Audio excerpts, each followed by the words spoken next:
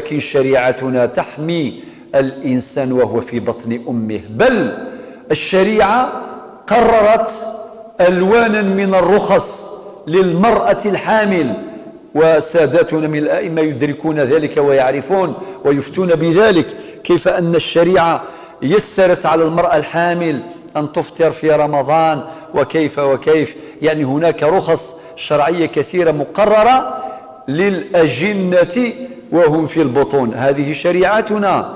وإذا مات أبوهم فالشريعة منحت حق الميراث للجنين وهو في بطن أمه.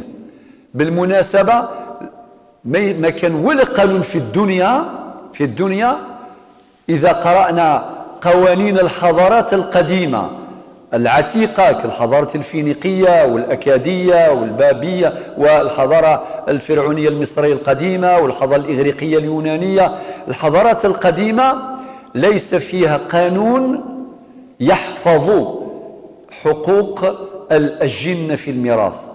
شريعتنا تحفظ حقوقهم من خلال قواعد التوريث، توريث الأجنة أو توريث الحمل من خلال الافتراضات probability، معنى نحفظ للجنين النصيب الأوفر، نحفظ للجنين النصيب الأوفر